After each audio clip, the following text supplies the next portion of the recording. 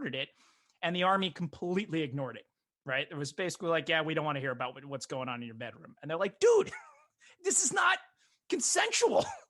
Right? Like, what the fuck? Right? So I hope they opened with that. Yes, I can do. I don't know. How you I'm fine with the anal, but he didn't even ask me. He did not ask me. There was no kiss. There was nothing. It's rape. Right? It's still rape, people. And no, once again, healthy boundaries. We're all okay with the healthy boundaries. And I think that's absolutely okay with putting that there. So again, a case where someone should have said, hey, something's wrong with Jeffrey. Right? Jeffrey's not acting right. It's not okay. Then, of course, he's proceeding to do experiments, turn these people into sex zombies. He wants to preserve certain body parts. Had a thing for the biceps, by the way. So once again, watch out, Rashawn, man. So does Kim. It's okay. Okay, but all right. Well, if I come over but if I ever come over and find skulls in your refrigerator, I'll know what's going on. But still, they're in the studio. From the trial, one of my favorite things, it was because it was one of the survivors, and I always loved the when it would talk about your dude moment. The lawyers asking him, and it's a courtroom, and things are usually not very dramatic in a courtroom, but it's like, and then what did you do? I opened the refrigerator, and what did you see? I saw skulls. And how many skulls did you see? I don't know how many skulls I saw. I saw skulls, man. Right? That was the exact. That's my memory of it. Don't hold me to the transcript, but I love that moment of like, what the fuck are you talking about? You need a number? You need a number, right? It was just a moment of, this witness who they'd prepped, and this poor witness had been through so much. But Rashawn, you're making the point that Dahmer and Bundy are the same guy. So, elaborate, expand. You got 4 minutes. Yeah, no problem. Once again, it's the classic case of, oh, he's white, let him go. And funny enough, I would argue Dahmer is unequivocally more attractive than Bundy, just going off of standard quote unquote beauty features that tend to get valued in at least modern Western culture. I'm just going to interject and say you and I obviously have a different type. Yeah, well, my type tends to not murder or eat or kill or whatever people, but he's got the sandy blonde hair. He's relatively decent build. As you said, he was in the military. When he wasn't raping people, he had to do, some sort of military-like work. There's a lot of things physically I felt would work better for him than it would Bundy. However, Bundy was in a different time, so allowed his look to look a little bit better. To me, Dahmer always pointed to the actual, I'm going to get deeper than we probably want, but pointed to the actual hurt of what's going on in the country, and that had been going on since, frankly, the late 70s, early 80s, where when you're watching the income line of about 80% of Americans stay the same while other facets go up, like cost of living, it creates this diaspora within this subculture of middle class where people believe you're doing okay. But when you probably are breaking down a lot of his victims, they were individuals that were probably coming from maybe not a broken home, but a broken situation where any sort of attention and focus towards them while they were walking around lost was enough to bring them into a situation where, frankly, you got to ask yourself, where can you be mentally and emotionally where you're in a situation where you're about to get killed and eaten? You have to be vulnerable. You have to be beaten down. You have to have a level of insecurity where you no longer care about security. And anyone who's hitting a level or hitting something that is going to make you feel good one way or the other, you're willing to dismiss probably a lot of loud alarms going off in your head saying, do not do this. Because frankly, there's no way in the world you can get to 17 men and boys that you've killed and eaten without having the net being something that you don't frankly have to work too hard on. The net wasn't necessarily something that he set up to capture people in. Once again, similar to Manson, he was using the hurt part of the times. This is also, let's not forget, this is early 90s when he was doing this, or at least when we started to find out about him. When you're breaking down what was going on with the economy, supply side economics was already showing that it was not going to work the way that a lot of economists for Reagan tried to argue. Matter of fact, some of his economists were even showing up saying it was a mistake. We shouldn't have done it. What do? We followed into Bush, where we started to work with taxes that were helping out the rich, but not necessarily anyone else. So you take that, you take low wages, you take living costs going up, you take all these different things. Dahmer, to me, was exactly the sort of catalyst that comes about these moments. And the fact that we only had one Dahmer, I feel like is a little bit of a miracle. But again, how do you get eaten by this guy?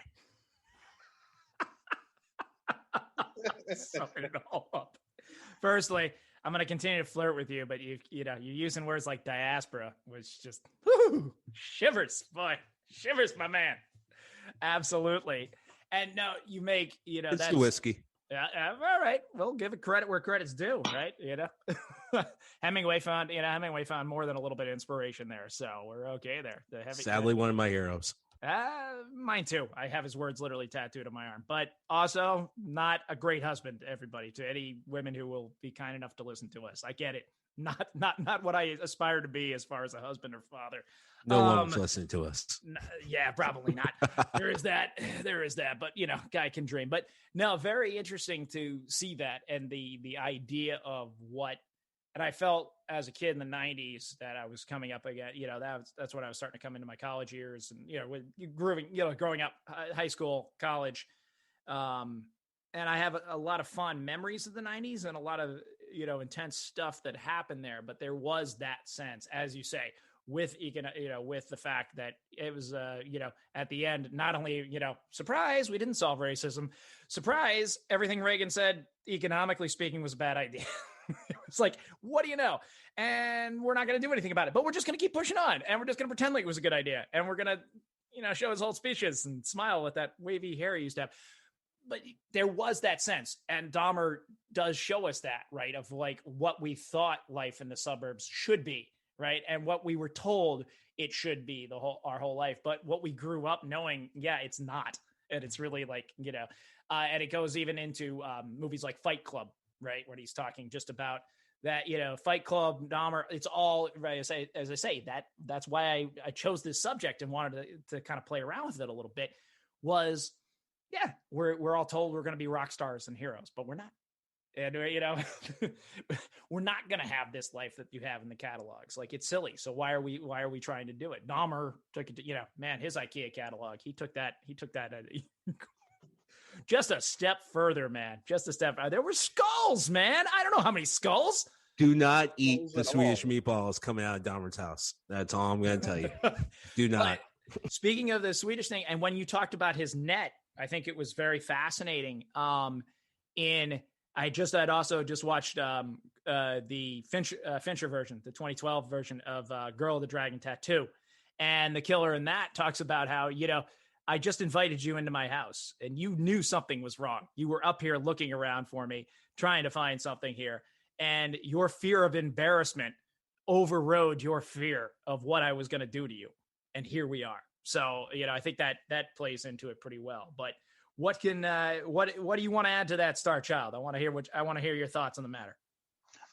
Latent male aggression focused through repressed homosexuality. I think in all of that, I'm gonna quasi disagree with the both of you because in Rashawn's case, you have to remember we're talking about a time when most gay men only had underground worlds and sketchy people as an option to go to.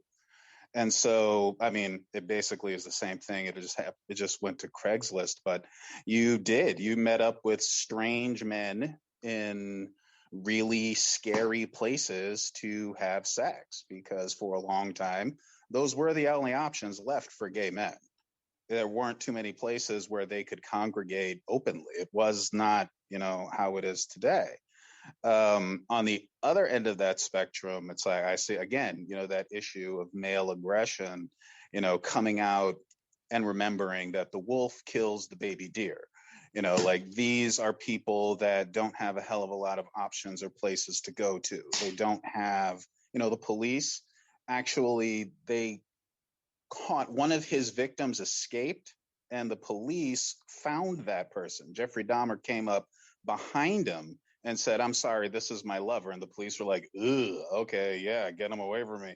And then Jeffrey Dahmer takes him back to his apartment and, proceeds to murder him and mutilate him. So a lot of this, in the case of Dahmer, is also a lot of the ugliness and the seediness that was going on in what can still be construed as gay culture at the time. And we're talking about how that repressed male sexuality turns violent, turns ugly, turns seedy. And I mean, that's not to say that Dahmer is the only picture of this, but it's to say that he was the one that took that into his formula as a serial killer and human objectification and made it into, the touchstone for that. What was happening in these dark gay corners, like this was the absolute worst case scenario. So the same thing with Manson and what was happening in the dark corners of the communes, the same thing that was happening late at night in Los Angeles. You're going to have that again in this case with Dahmer, because with Dahmer, you have to appreciate that with gay men in particular, you have that aggression, but you also have an unstudied corner of male sexuality. Like men suck at studying their sexuality. It's basically, can you fuck it?